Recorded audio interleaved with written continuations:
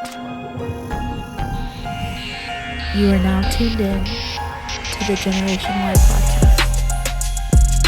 What's going on, everybody? Thank you so much for tuning into this episode of the GNWY podcast. We have none other than, before we get into the east side, Debreon, we do not forget to like, rate, review, subscribe, do all the things, share, so we can get these stories out more effectively. And we have none other than Miss Debreon Davis in the building. If you can make some noise for Debreon Davis, everybody. Thank you so much for coming through. How are you doing? I'm great. Yes. Oh, yes. Yeah. We're super excited to have you on. Thank you so much for coming in and sharing with us your knowledge and telling us more about who Debreon Davis really is. That's right. Okay. That's right. Yeah. Let's so, do it. For one, if you want to give us a quick brief, three things. I want to know something that you like to do in your spare time. Okay. What you have done today. Okay. And then your favorite food that you've eaten this week. Ooh, okay. Go ahead. What I like to do in my spare time, Yeah. I like to relax. I like to work out. Of course. And read. Yeah. What did I do today? What do you read, though? Oh, books, usually. Books. Here we go. Yeah, this has usually already books. started. Yes. I like to read fiction to get a little break from reality for a little bit. So I'm all about a good story. Okay. For work, I read a lot of leadership and professional development books. Because you're a great leader. Well, yeah. We'll get to that, right? Of course. But I love reading about leadership. But if I can read a fiction book, get into a good story, I love it. I'm all about it. Okay. Excellent. Yeah. And what did you do today? I worked today. Uh-huh. Was in a training with principals. So I am an executive director for Edmond Public Schools of secondary education. So Let's go. I get to lead all of the principals of all the middle schools and high schools. And so today, If you didn't hear that, she said all of them. All of them, yes. Yeah. So lead them and love them. Let's go. So we had a training today. So I was with them all day today. Training them in their leadership or like the culture of the school or what? Both, actually. So let's it's go. the training's called Foundations. It's talking about how to set up system and structures within buildings for success. Yeah. So, okay. Yeah. Amazing. And then what was something that you ate this week that you really stood out to you? That I really love. Mm-hmm. I would say chicken. Did you make it or did you? Let me think about this. Yeah. Sunday I made some chicken. Just grilled some chicken. Let's go. Okay. It was good. Oh, excellent. Like I enjoyed. So my it chicken. was your own food. I mean, I didn't kill the chicken, but I bought that and then Of course. Okay, Yeah. excellent. Yeah. That's what's Yes. up. So you've already said it. You're over a bunch of schools right Yeah. now, Mhm. and this is something that you recently stepped into, or Yes, this okay. June. I just started this position in June. Prior to that, I was a high school principal, which is how I got connected with GNWY. Yeah, let's go. Let's go. absolutely. I think that deserves a good old DJ drop. So we're gonna go ahead and cheer for that drop. Yeah. Excellent. So yeah, you were at Edmond North. Yes. Yep. And then now you are over all the schools. So how did you even get plugged in with being the principal of Edmond North? Yeah, so I have been an educator my whole life, my whole career. Yeah. I started out teaching as a teacher and was a basketball coach, and then became an assistant principal. Where was that at? Edmond Santa Fe High School. Mm. I actually went to Shout Edmond out Santa to Fe the as Wolves. well. Go Wolves. Okay, yes. So I'm a graduate of Edmond Santa Fe. I taught and coached there. Yeah. And then I was an assistant principal at How was the Edmond team? Memorial. Well, we won back-to-back state Let's championships. go. Okay. In 2011 yeah. and 2012. Okay. So, yeah. yes. Because of probably you. Well, Yeah. the players were really good. But they had to be led the by leadership, somebody, yes, Miss yes, Davis. All of those things. Yeah. That Did was they have a name for you? Coach Davis. Okay. Well, excellent. It was Excellent. pretty cut and dry. Okay, Coach Davis. I got you. Yeah. Okay. They good. loved it when I said get on the line. That was probably their favorite part of practice when they to knew do sprints. they were going to run. Okay. Yeah. That was You your know, go-to. We worked to excellence, right? And with their expectations, Let's and we had go. to meet them. So Yeah. state championship teams don't just happen, right? Facts. that was I taught there, left there in 2012, and then went to Memorial High School in Edmond and was an assistant principal there for 5 years. Is that the Bulldogs? That's the Bulldogs. Okay. Yes, and then in 2017 became the head principal at North, the Huskies, and was there for 5 years. Shout out to the Huskies. Yeah, Let's go. Worked at all the high schools in Edmond. Yeah. Okay. And then you applied for the principal for that, right? Yes. And then how was because I've heard from we've got a principal on our board. Yeah. That's at the middle school, one of the middle schools in Edmond, and he speaks highly of you as usual. Well, thank you. Yeah, that was actually somebody that because I didn't know you before that, and then that was somebody that mentioned you. He was like, shout out to Brad Berry. He's Brad Berry. He's at Central Middle School. Go Central. Tigers. Go That's Tigers. it. That's yes, it. Yes. And then he was like, shouting you out, bragging on you and everything like that. And he was saying, if this is true, you can correct me if I'm wrong, but you were the first, female principal in Edmond. Yeah. No, I was not. There was a female principal before me. I was the first African American.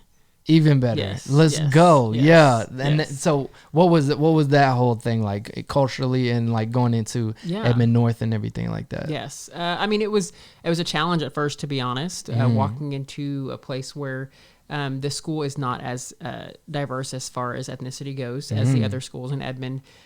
So I had to come in and learn that I can be comfortable being my authentic self there. For me, it was all about loving those kids, no matter what they look like, no matter what their background is. For some people, I had to prove myself of who I was, but I walked in every day knowing this was my assignment, that North High School was my assignment, and that's where I was called to love and serve. So every day I walked in and would look at the sign that said Edmond North High School, and I would say, "Thy kingdom come, thy will be done." And it was just this surrender that I did every day, going into the school, knowing I'm going to walk in with plans, and then 2,000 teenagers are going to walk in, and everything that I thought I was doing, I wasn't going to do. Right. But that I was going to love and serve in the That's process. Amazing. Yeah. And I remember, I think it was in the middle of like our process of doing the Balto week and everything. And I went into your office and we had a dope conversation about culture and like love and understanding and everything like that. Yeah.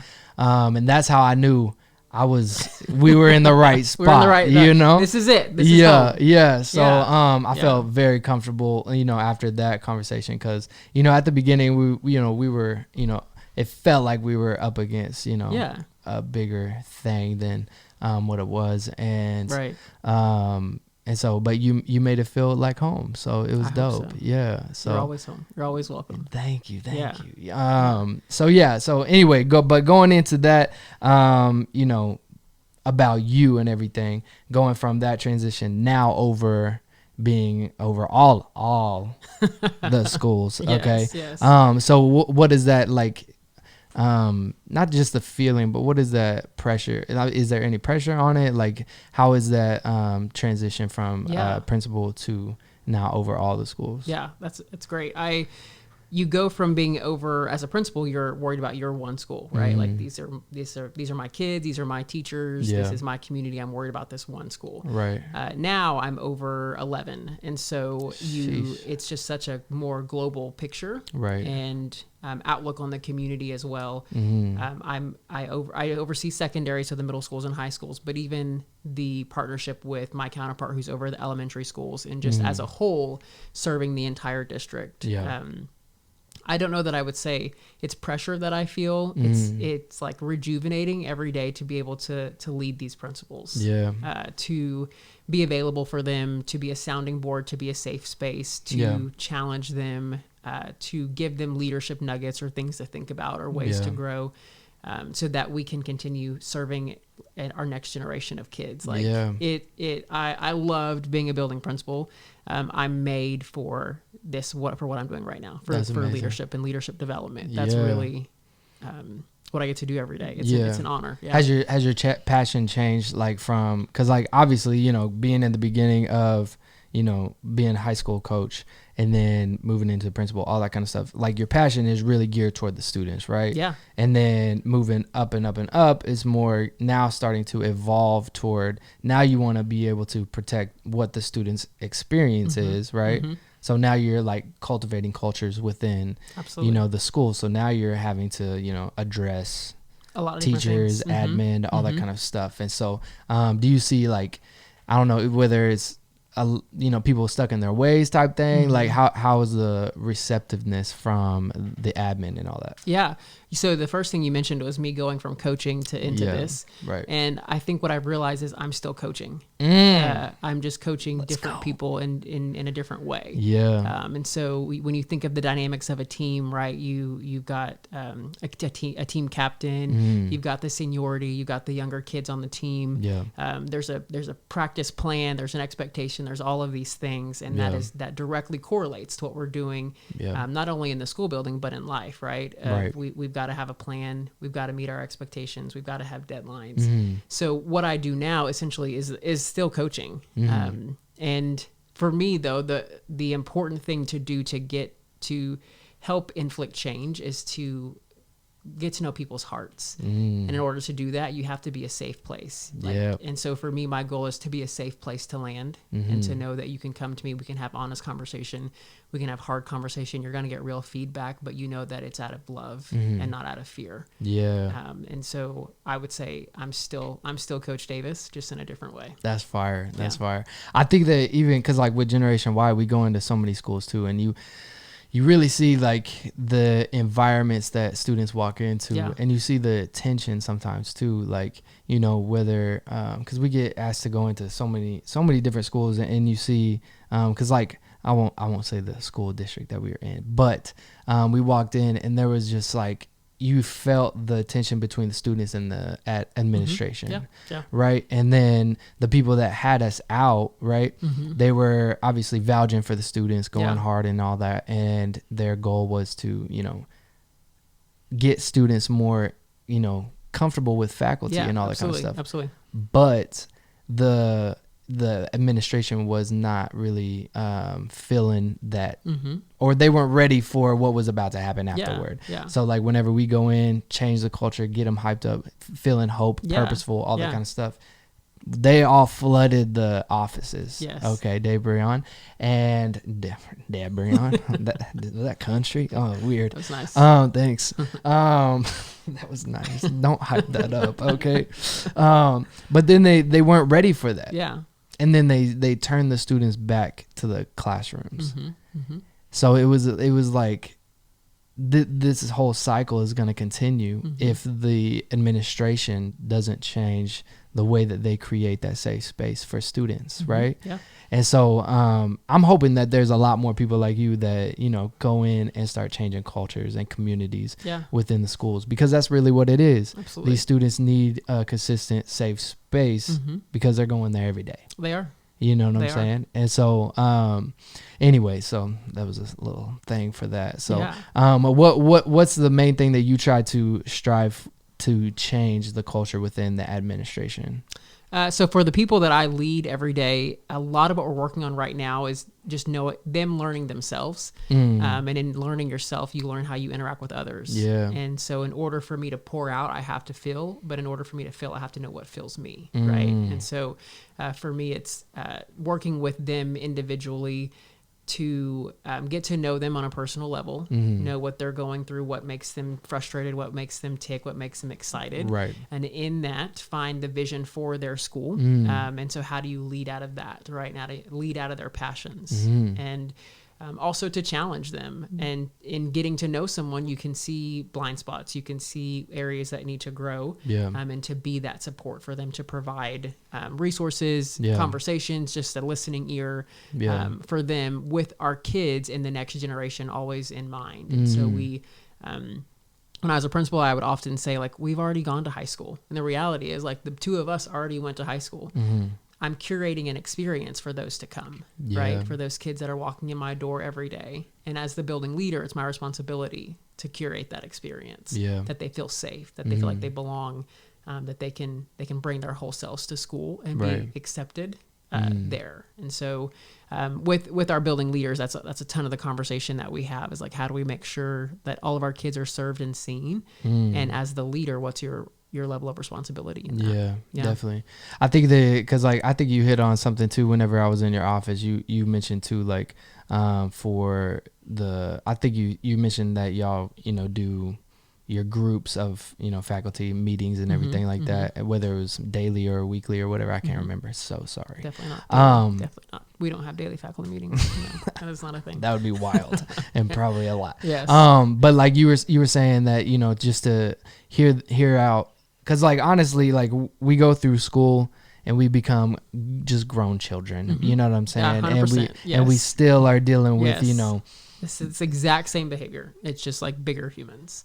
Bigger humans. Yes. Yeah. And bigger children. Yes. And they all still deal with the same insecurities. We group up into people, talk about people, whatever. And it's like, I feel like students don't see that. They see, like, adults as like, these are adults, they got it all figured out, blah blah blah, right. But then they realize we're all the humans same too. Right, exactly. Yeah, it's like when you see your teacher at the grocery store wearing shorts and you're like, what are you doing? Yeah, it's like fish out of water. Right. You're exactly. I remember the first time I saw my pastor or something, outside what I'm saying, of church, and wearing shorts or like mowing the yard or something, and like what are you doing, dude?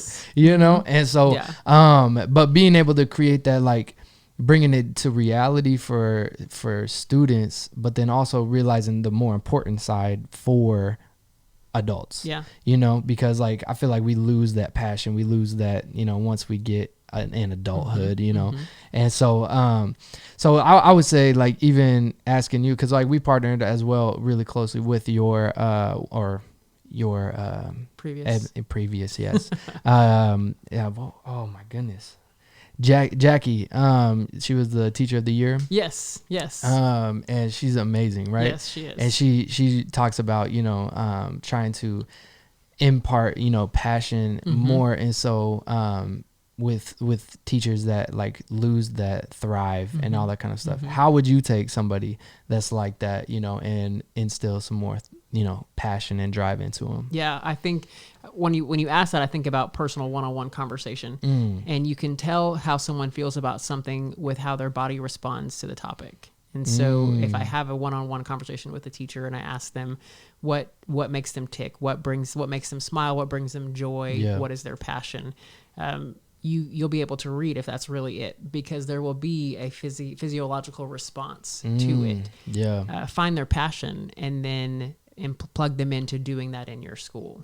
I'm not gonna put you doing something that you hate doing, right? If that's not your passion. And so, or asking them to share an experience, like a positive experience they had from school, and then how they want to impact the next generation to have more experiences like that. Right.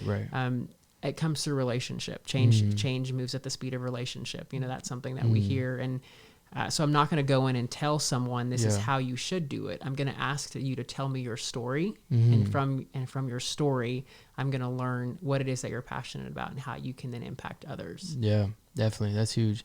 And that even goes with the whole, mental health side of stuff too. So, and that's a big thing that, Generation Y, absolutely, promotes. And so,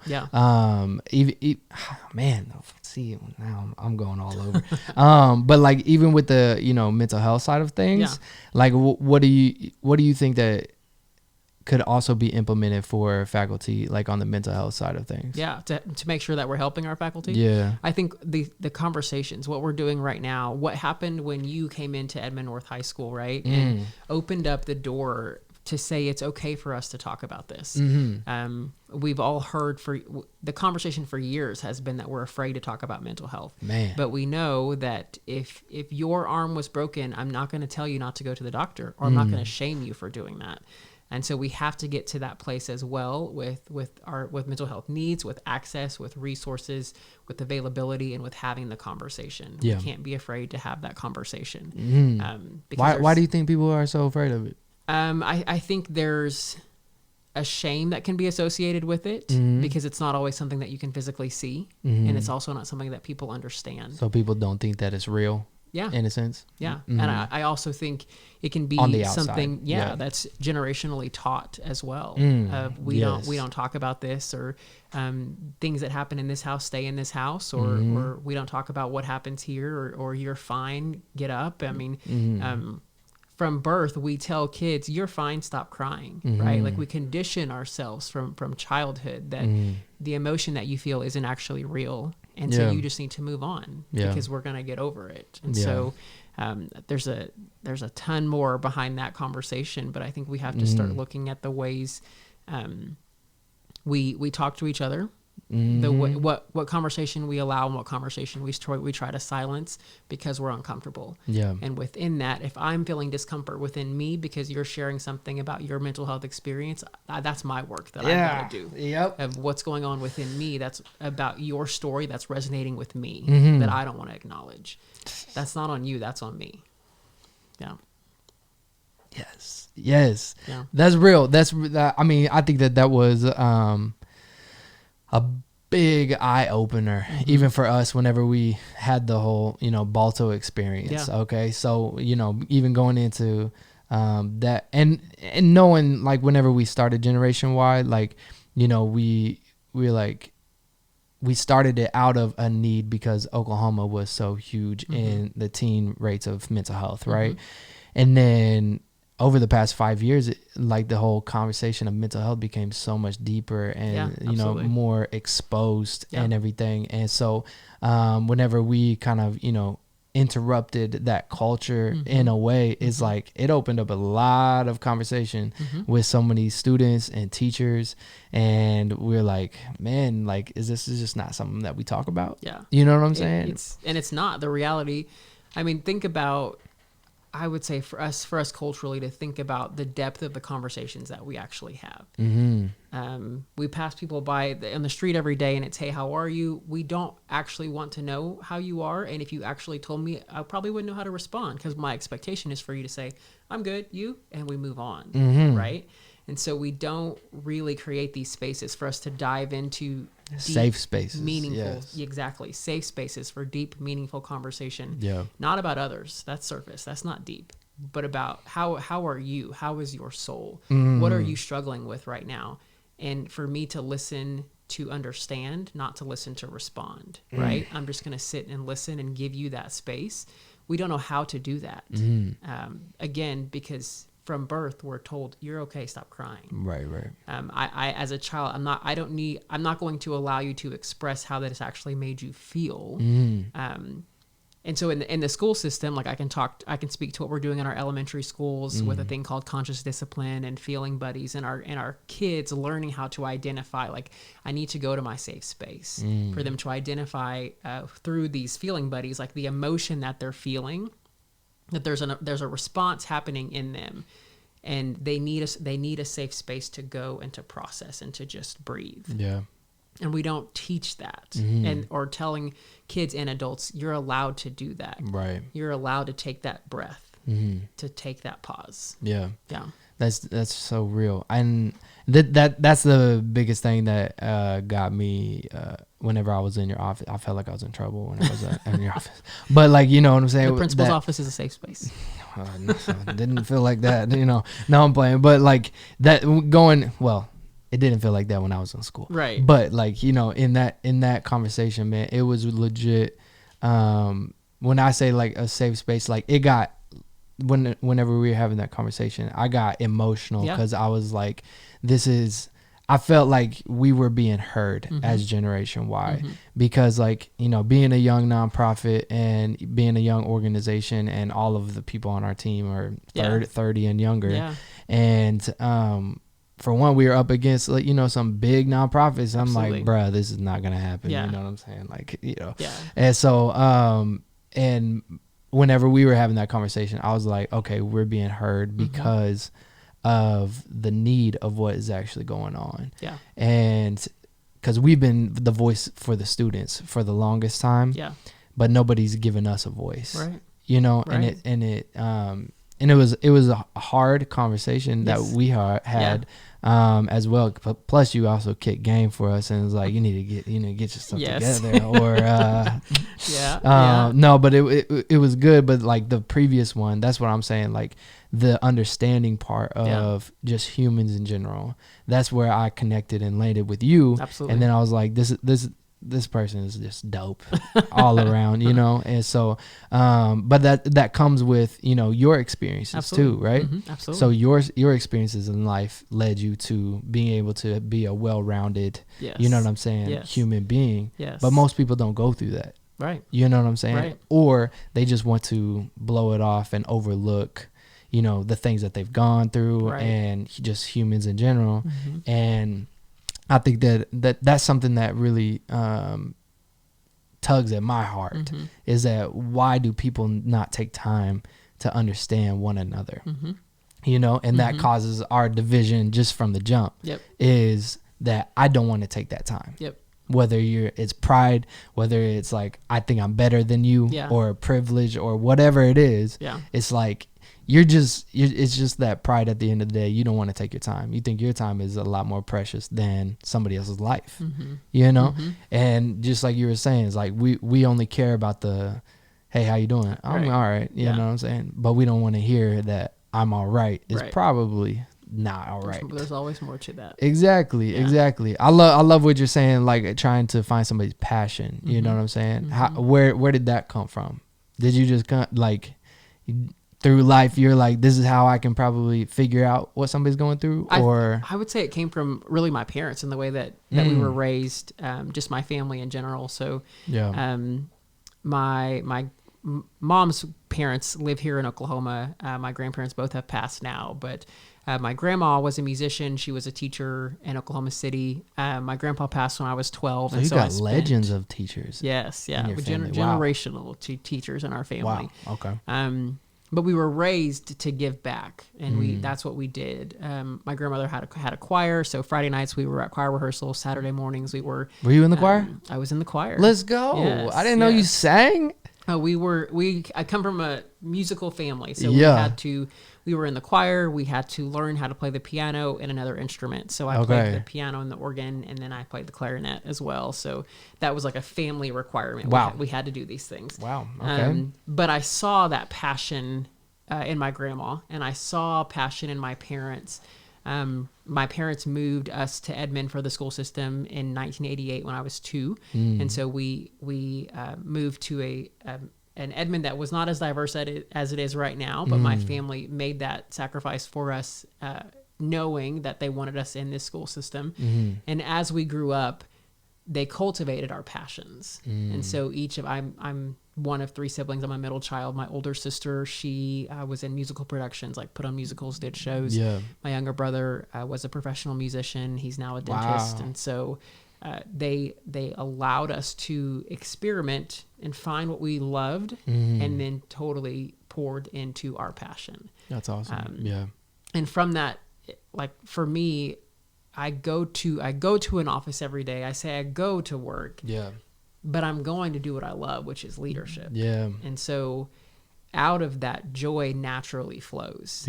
And it's within every one of us. There's a reason why we were created, right? And there's a burning passion and desire inside of us to cause positive change.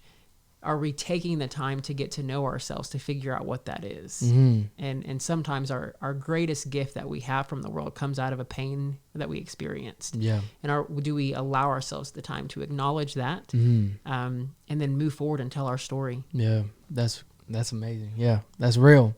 What I mean, if you're cool with talking about, was there a pain in your life that may have spurred some of your passion? I think learning the stories of my family, right? So my grandparents growing up as Black and Native citizens in Oklahoma, born in 1938, right? And so living through a completely different world than what I live through right now. And how they fought for us, and how the way my ancestors fought opened up doors for me to be able to do what I do today. I remember before my grandmother passed, I would take her to the grocery store. So she lived on the east side, and up until recently there wasn't a grocery store on the east side for her to go to. And so I would pick her up every other Sunday and bring her back to Oklahoma City or Edmond to go to the grocery store. And I remember I was an assistant principal at the time, and her saying, my grandbaby is a principal in a town where I wasn't allowed after dark. And so just that, the reality of that, right? That, how things had changed over those years. But the fight and the struggle that my ancestors went through for me to have the opportunity that I have today. And that I am going to fight for every single one of our kids to have the opportunity to do whatever it is that they want to do. But I'm also going to continue to fight against hate, right? I'm going to continue to fight against us silencing people's stories and us not taking the time to get to know each other and love and serve each other. Because that's who we were. I was raised that we love and serve and take care of our community, regardless of what you look like, regardless of what you have, because we're all image bearers and we're all worthy of that. That's beautiful. Yeah. That's amazing. You have some amazing stories, and recently you were on a TED Talk. I was. Yeah. How was that experience? One of the most amazing experiences of my life. Killed it, by the way. Thank you. Yeah. Thank you. What was that experience like though? Life changing. So like the experience itself, like recording the talk, walking out on the stage, leading up to it. So we were like, I had to share a mic with the person who spoke before me. Okay. But the planned transition time wasn't long enough for us to get the mic off her and get it clipped on me. So like they're announcing my name.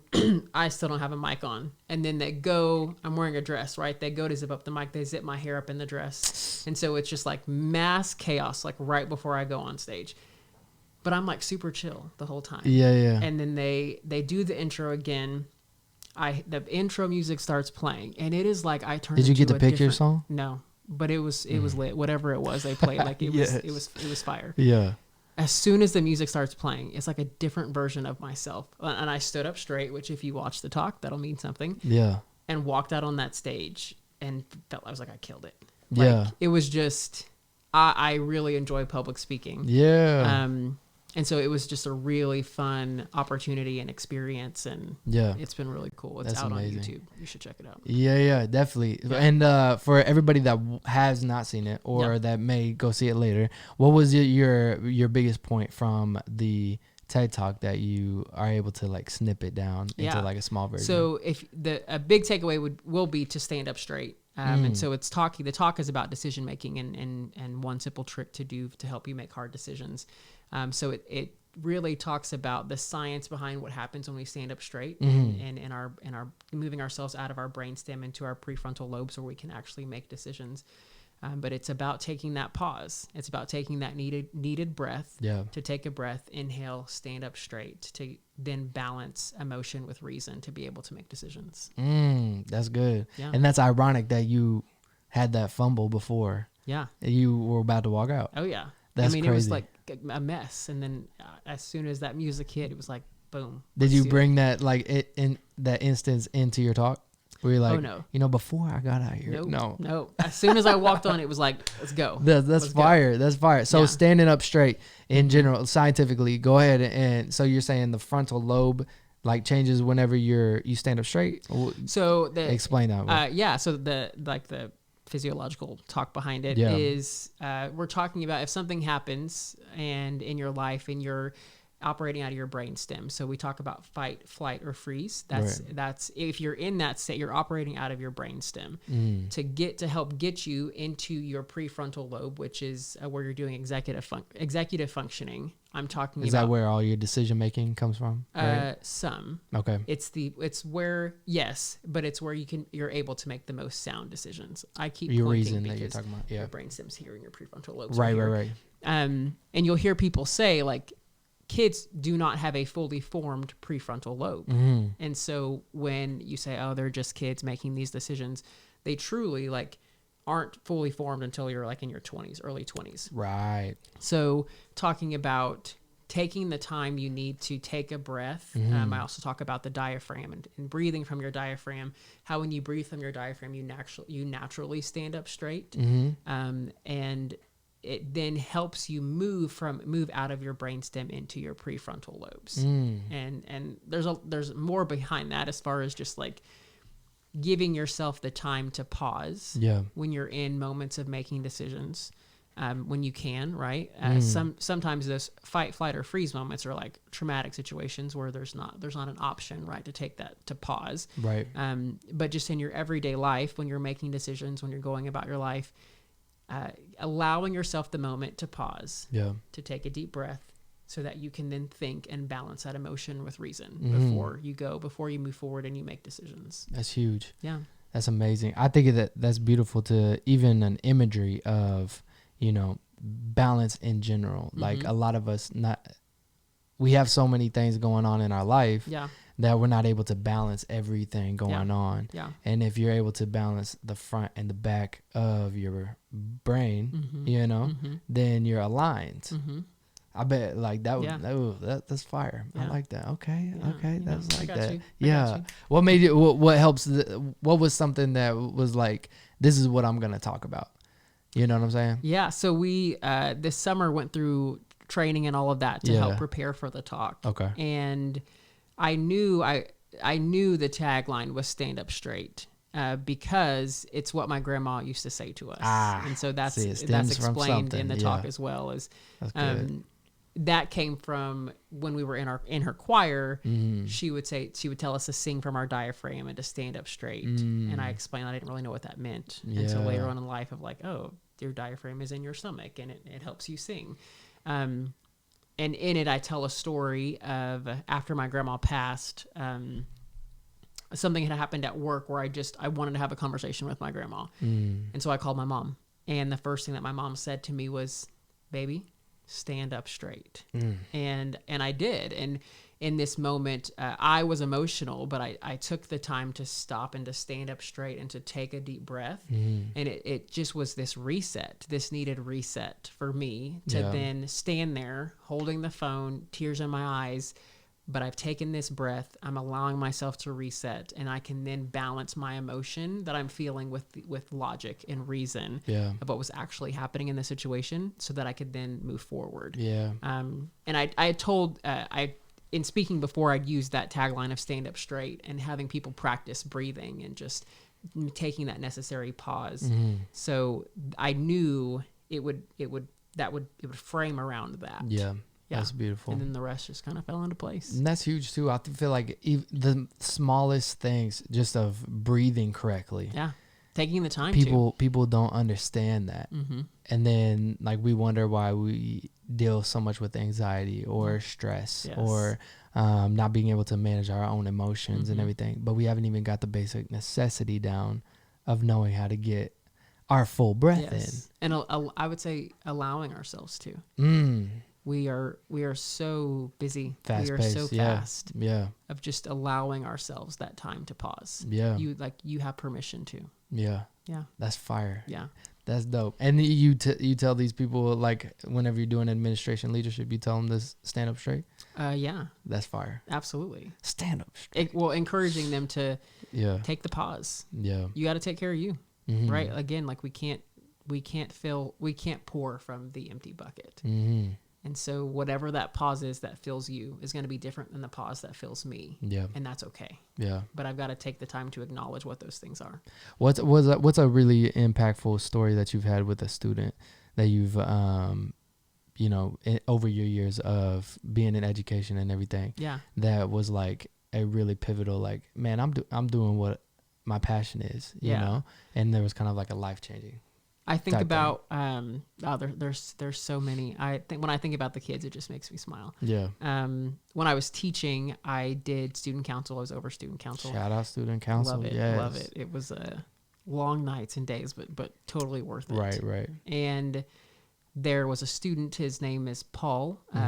He would come in every morning and he would bring me blueberry muffins, and we would sit from the cafeteria. They were really good. Don't hate on school lunch. It was good. Facts. It was good. Was it Smucker, or like what was the brand? They weren't in a package. It was like, and they were warm. Like he would like go through the line because they were like served warm in the line. He'd go through that line. Shout out Paul. He'd bring him to my room. Yeah, man, it was it was good. It was good. Yeah. I would eat the top of the muffin. It was like crispy, man. It's bringing back memories. It was so good. Yeah. So he would come into my room before school started. Yeah. And we would just talk and have conversations. And over time, I realized like, oh, like he's choosing to do this, to come and be poured into and to just be listened to and to have space. And sometimes it'd be other kids that would come in as well. He was one of my student council kids, but just realizing, and I tell principals and teachers this, to not be afraid of the linger, meaning like with kids, it's like they go to an event, it's that time period between like the event's over and I'm afraid about to kick you out because I'm ready to go home. There's a linger, right? Yeah. And to plug into the kids during that time, that's when they open up. That's when they start telling you their story. That's when they start telling you who they are. Yeah. And then from there, relationship is built. You become safe, and then they trust you to pour into them. Yeah. And to help change their lives. I remember going to Paul and Morgan's wedding years ago and just being so proud of them. But year after year, there's story, there's instance that I can say, like, that I was created for this. I was made for this. Yeah. And it stems out of showing up, being consistent, and consistently being a safe space for them. Yeah, that's dope. Yeah. Wow. Okay, Paul. Shout out to Paul. Yeah. That's super dope. I the same thing, same situation. Like, you know, we've come across way too many students that, you know, you creating that safe space for them, and for them to be able to just be authentically themselves has opened up to so many dope relationships. Because I mean, like, it's just wild to me, like, in a way, like, you know, even like, you know, people on the outside see teachers as just, they're teachers, you know what I'm saying? But like they y'all have like the hardest jobs, you know? And it's like, I mean, and they say like teachers, all they do is teach. Is like, but they also, if there is a snow day, what are you going to do with your kid, for one? So there's that. And then two, like you some parents rely on these teachers to parent their kids. Yeah. Teachers do. So, I mean, their heart is so big. Yeah. And they care so much. I wish I could display how much our teachers care. Yeah. I mean, they are passionate about our kids. Yeah. They're passionate about education, but they're passionate about their hearts and their lives. Yeah. Yeah. Definitely. Y'all, they technically have to be like a life coach in a way too. Truly. You know? Mean, they walk our kids through some really hard things, some really great things, exciting things, but there's a lot of hard things our students walk through, and our teachers are the ones that are there every day consistently for them.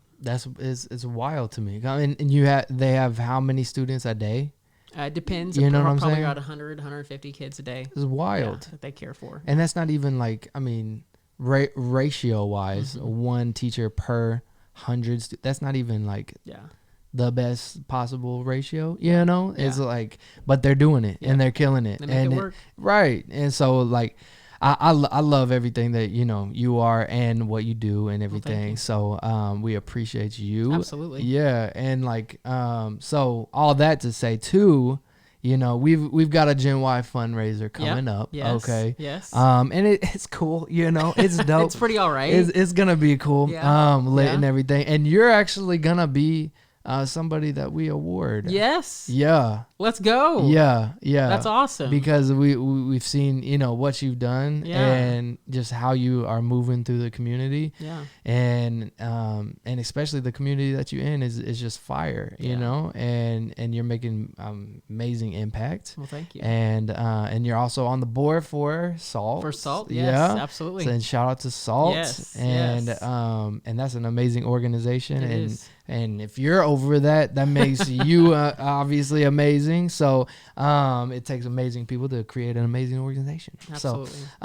So yeah, I was gonna say that we're gonna award you. So that's awesome. Thank you. So if you can show up, that would be great. Well, I should probably show up. That would be a great. Probably a good idea. Yeah, I appreciate. I'll check the calendar. Please do. Yeah. So yeah, I'll send you a calendar invite. Yeah. Please accept it. Yes, for sure. Excellent. So yeah, I mean, even on the outsider looking in, and you being like, you know, very well off, even, within the education community and everything like that. Whenever you see like an organization like Generation Y and stuff like that, what do you see on the outside that's like, this is what our students need? Yeah.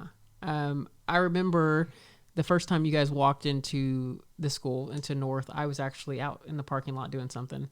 And I distinctly remember the moment because I looked and I was like, those kids don't go to school here. And you thought we were kids? I did. That's I did. Amazing.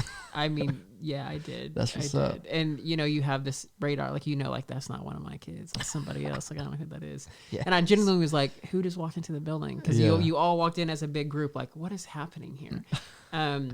And then I saw Aubrey, I was Aubrey's teacher when she went to Santa Fe. Oh, for real? And basketball coach. Okay. So I knew her. I was like, what are you doing here? And she explained. And when I heard what you guys were about, it was like, yes.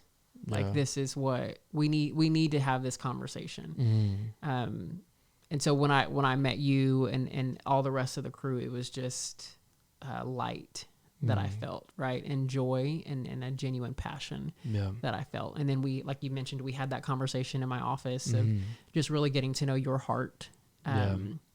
We did have a second conversation about like, hey, let's clean up some stuff here and there to help really.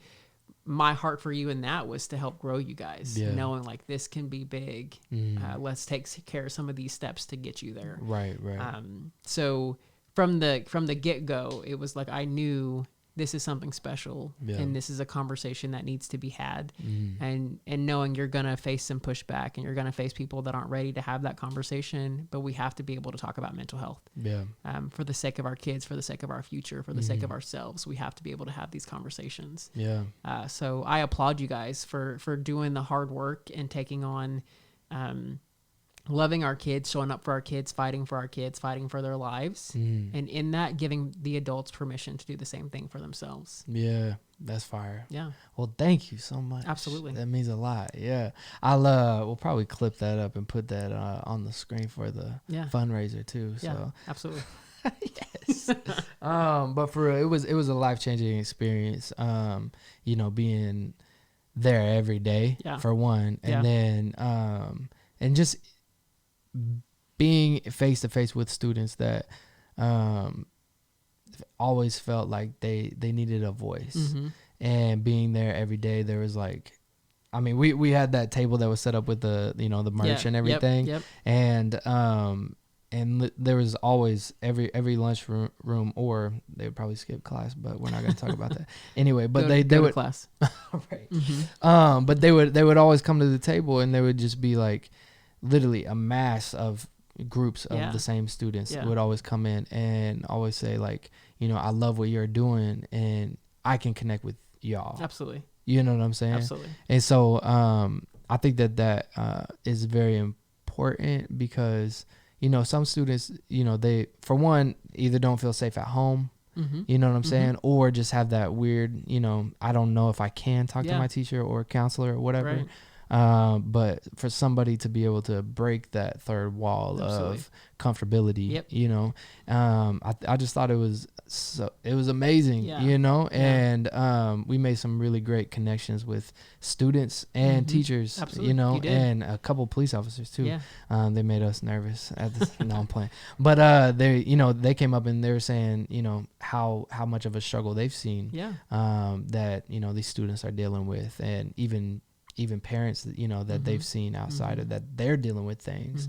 And it's like you're up against a larger animal whenever it comes to, it's not just the kids here, right? What do they experience outside of here, right? And what home do they go to, you know what I'm saying? And so it's like there's so many things that we as Generation Y, we have to take into account whenever we're talking to a kid. It's not just talking to that one kid right then and there, it's talking to that kid right then and there that's experiencing X, Y, and Z. Yeah, that's their whole story. And then also their phone. Yes. You know what I'm saying? Yeah. Like they're experiencing so much, right? Yeah. And even for that, like that's what we plan on doing, obviously, and already doing. But even the content that we produce and everything like that is just every area that a student is going to be in. That's what we want to be able to do with Generation Y, is provide them with that safe space no matter where they Absolutely. go. Right. I love it. So anyway, but yeah, we love everything that Debreon Davis is doing. I love Gen Y. What's the Let's go. Appreciate it. Yeah. What's the next step though for you? Yeah. So I'm in my new position. Just released a TED Talk and want to really flesh some of that out more. I would love to write What's a book. the feedback that was after? Oh, you said write a book? I would love to write a book. Let's go. Yes. Okay. Yes. Are you going to call it Stand Up Straight?